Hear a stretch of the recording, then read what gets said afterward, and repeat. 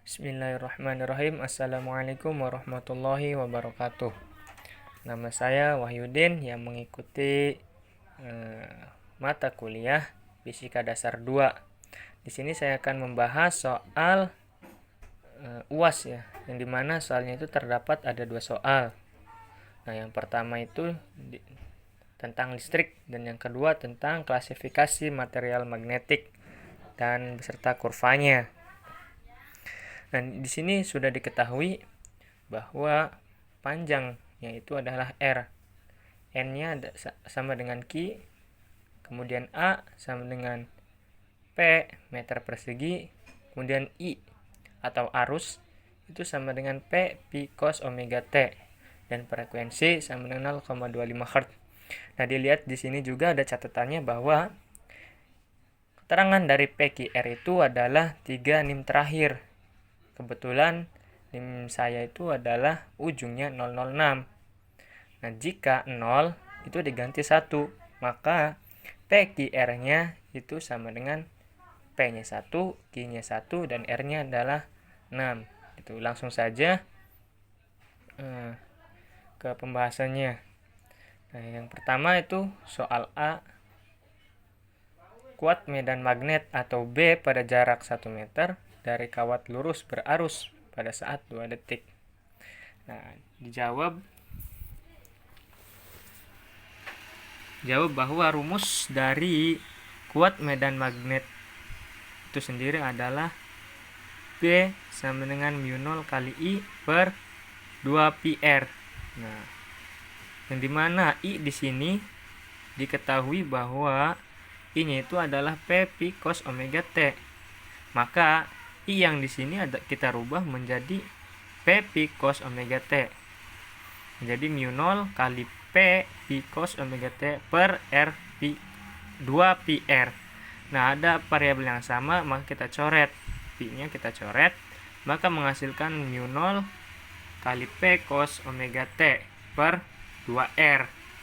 Nah, mu0 di sini adalah udah ketetapan ya, udah ketetapan. Ketetapannya itu adalah 4 kali 10 pangkat min 7. Nah, terus P udah kita ketahui bahwa P-nya itu dari angka nim terakhir yaitu 1. Terus cos 80 kali 2. Nah, dari mana hasilnya cos 180 ini? Nah, ditinjau dari omeganya.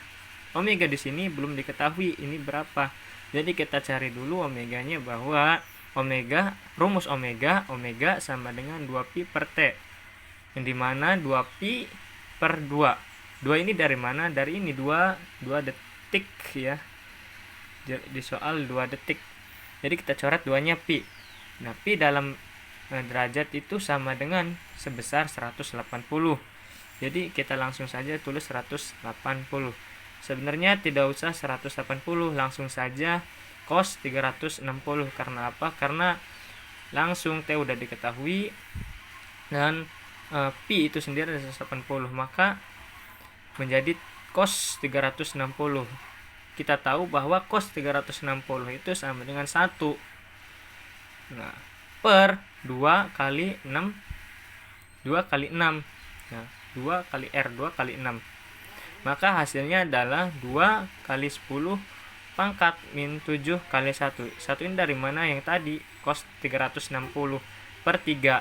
Maka hasilnya 6,7 kali 10 pangkat min 8. Nah, min 8 di sini adalah sebenarnya ini adalah 0,67 kali 10 pangkat min 7, karena kurang bagus dilihatnya kalau misalkan 0 ada nolnya, maka dijadikan satuan gitu. Jadi 6,7 kali 10 pangkat min 8. Kita pindah nomor 2. Soalnya adalah kuat medan magnet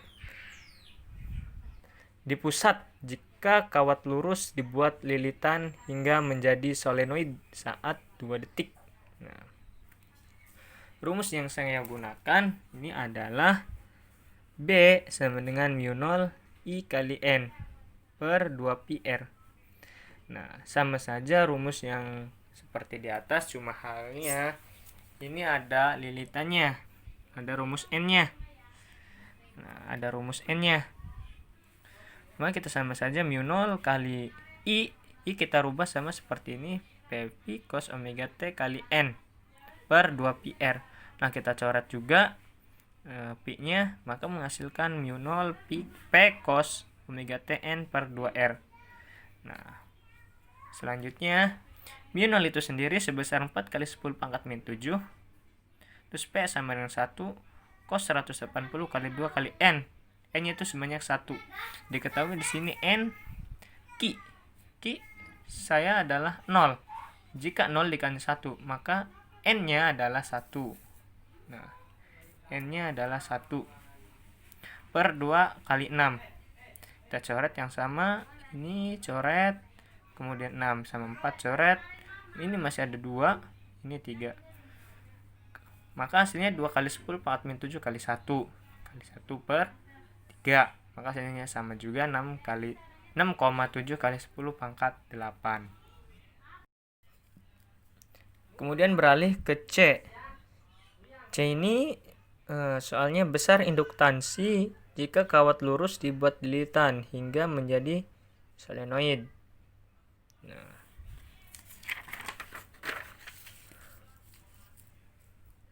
maka rumus yang saya pakai adalah L sama dengan mu 0 N kuadrat kali A per L.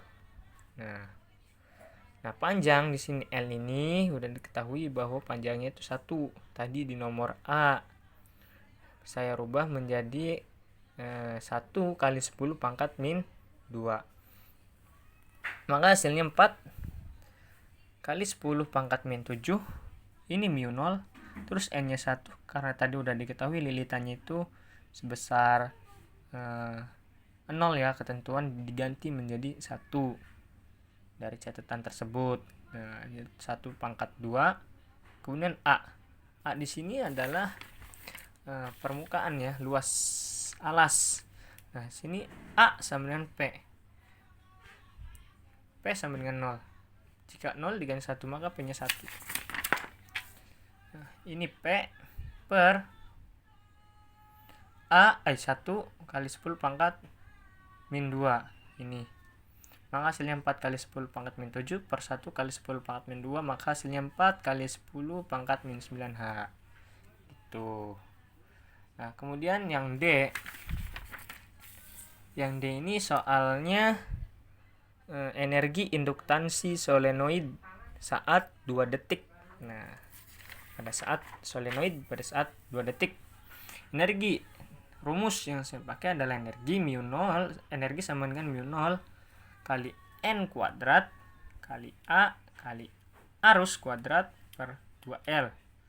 Nah, ada yang harus dirubah di sini I, karena diketahuinya I ini bukan angka melainkan rumus, maka kita dirubah. Jadi mu 0 kali N kuadrat kali A P pi cos omega T kuadrat per 2L. Mu 0 sendiri itu adalah 4 kali 10 pangkat min 7. N itu sama dengan 1. Udah tadi. N sama dengan 1 kuadrat. Terus A-nya juga 1. P-nya juga 1. Pi cos 180 kali 2 kuadrat. Per 2 kali 1. 10 pangkat min 2. Nah, sini udah cos 80 kali 2 ini udah diketahui tadi bahwa bisa saja menggunakan cos 360 ya. Cos 380, maka hasilnya sama saja. Hasilnya itu 1 ya. Cos 361 cos 80 juga 1. Terus hasilnya dari pembagian ini hasilnya 4 kali 10 pangkat min 7 kali 4 pi kuadrat. Nah, 4 pi kuadrat ini dari mana? Dari sini. Dari sini. 1 kuadrat 1. Pi kuadrat pi kuadrat. Cos 180 kali 2 300 cos 360. Maka hasilnya 1 kuadrat 1. Jadi hasilnya 4 pi kuadrat per 2 kali 1 kali 10 pangkat min 2. Maka hasilnya 2 kali 10 pangkat min 2. Maka hasilnya adalah energi dari induktansi itu sendiri adalah sebesar 8 kali 10 pangkat min 9 pi kuadrat joule. Nah, pindah ke soal E. Soal E ini adalah besar gaya gerak listrik maksimum yang berubah hanya terhadap sudut. Nah, kita tahu bahwa terhadap sudut ini rumusnya adalah sama dengan N B A omega, yang dimana N-nya ini adalah 1, B-nya sudah diketahui tadi bahwa hasil B itu sebesar mana tadi? Nah, 6,7 ya.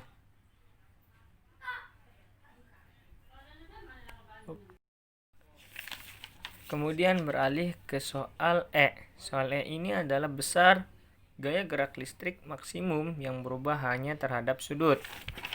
Nah, rumusnya yang saya gunakan adalah gaya gerak listrik sama dengan NBA omega. Sebelum ada rumus ini,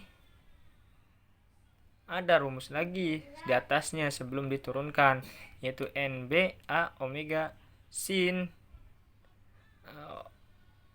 omega T, itu yang dimana karena maksimum maka berubah menjadi NBA omega, itu yang dimana N ini adalah lilitannya sebesar 1 tadi.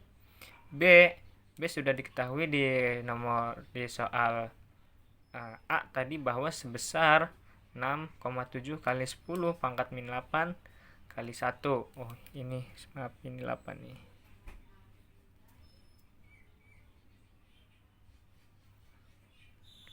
Ya. Nah, 1 pi.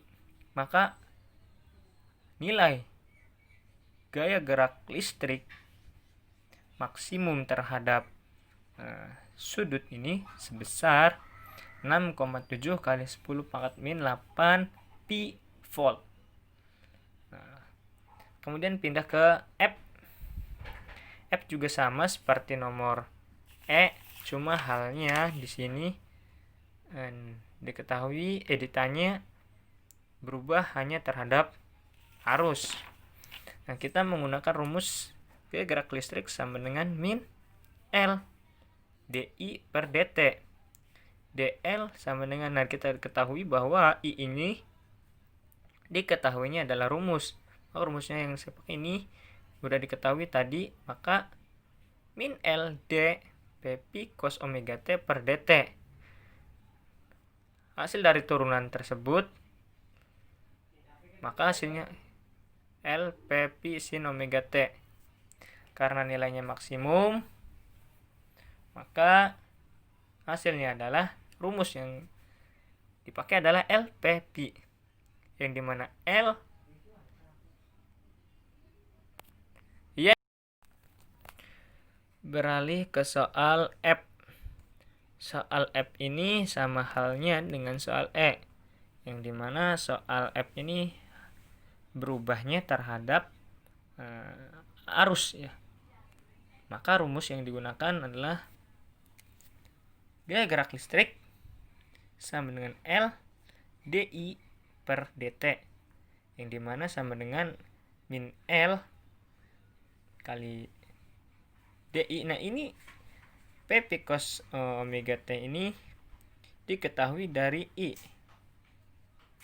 dari ketahui yang pertama tadi. Maka I ini berubah menjadi P pi cos omega T per dt. Nah, maka menghasilkan L P pi sin omega T.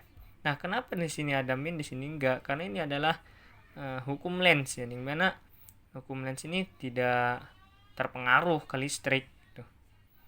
Maka hilangkan saja. Nah, karena di sini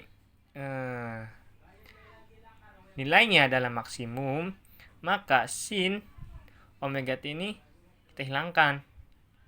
bisa halnya sama dengan sin omega T ini sama dengan 0.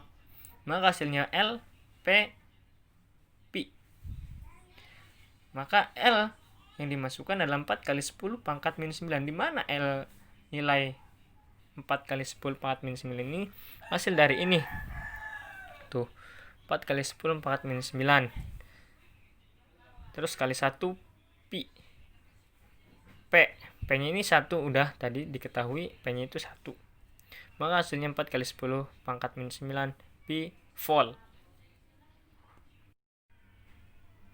Ya, kemudian di nomor 2, soal nomor 2 adalah klasifikasi material magnetik, yang dimana material magnetik ini yang menjadi hal utama itu adalah magnet, ya, dimana magnet itu sendiri bisa tarik menarik dan tolak menolak, karena setiap magnetik itu memiliki medan magnet.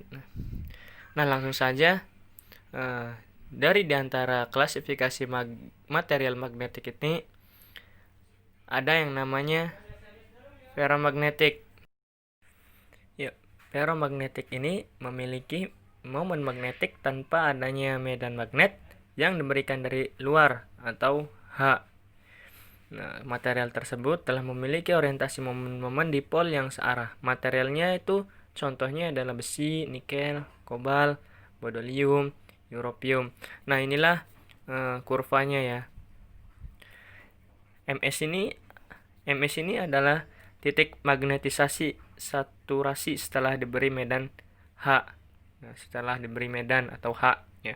Kemudian ada MRS. MRS ini adalah titik magnetisasi yang tersisa saat medan itu dihilangkan. Nah, kemudian ada 0. 0 ini adalah titik awal gitu. Terus ada apa lagi? HC. Nah, HC ini gaya koersif atau medan yang diperlukan untuk membawa nilai magnetisasi kembali menjadi 0. Nah, kita lihat dari sini, dari MS turun menjadi ke MRS, kemudian HC, nah ke bawah, kemudian naik lagi kembali ke bentuk semula, yaitu MS atau titik magnetisasi saturasi setelah diberi medan gitu, ya. Nah, kemudian diamagnetik, ya. Diamagnetik ini jika diberi medan magnet atau medan luar, maka akan muncul momen-momen dipol yang arahnya berlawanan. Bahan diamagnetik terdiri atas atom-atom atau molekul-molekul yang tidak memiliki dipol magnet permanen. Reversibelnya yaitu saat medan magnet luar dihilangkan, maka atom atau molekul diamagnetik akan kembali seperti semula. Nah, ini kurvanya tuh. Nah, kemudian paramagnetik. Paramagnetik ini adalah atom-atom dalam bahan paramagnetik memiliki momen dipol magnet permanen, namun arahnya dalam bahan bersifat acak. Jika tidak ada medan magnet luar, maka magnetisasinya 0. Jika diberikan medan luar, sebagian dipol magnetnya akan terorientasi sehingga magnetisasinya menjadi lebih dari 0, meskipun momen dipol magnet terorientasi ketika diberi medan luar, tapi untuk mencapai titik saturasi diperlukan temperatur yang rendah dan medan magnet luar yang sangat besar. Nah, di bawah ini adalah kurva magnetiknya. Tuh. Kemudian klasifikasi material magnetik selanjutnya ini adalah material ferro dan perimagnetik. Nah, di mana material ferro dan perimagnetik ini di saat menambahkan medan luar atau H, momen magnetik secara berkala akan searah dengan arah medan atau H gitu. Nah, disinilah ada kurva ferro dan perimagnetik. Nah, ada yang searah gitu, hanya searah. Nah, kemudian ada antiferromagnetik. Antiferromagnetik ini, bahan dari antiferromagnetik tersebut dapat digambarkan oleh dua jenis atom dengan momen magnet yang berlawanan arah atau antiparalel. Jika tidak ada medan luar besarnya, momen magnet yang antipartikel seimbang sehingga magnetisasi total sama dengan 0. Magnetisasi total sama dengan 0 atau M sama dengan 0. Nah, berikut adalah contoh antiferromagnetik adalah Cr dan Mn atau krom dan mangan gitu. Ini adalah kurva dari antiferromagnetik. Dan terakhir ada ferrimagnetik, yang dimana ferrimagnetik ini pada ferrimagnetik momen magnet masing-masing atom tidak sama sehingga memiliki magnetisasi spontan atau M walaupun tanpa adanya medan dari luar. Sini walaupun tanpa adanya medan dari luar gitu. Contoh ferrimagnetik adalah Fe3O4 atau Fe2O4, Mi Fe2O4 dan Zn Fe2O4. Nah, ini adalah grafik atau kurva dari ferrimagnetik. Nah, cukup selesai dari pembahasan soal UAS kali ini. Apabila ada jawaban yang salah ataupun penjelasan yang kurang jelas, mohon dimaklumi, mohon dimaafkan karena saya juga masih tahap pembelajaran. Wabillahi taufiq wal hidayah. Wassalamualaikum warahmatullahi wabarakatuh.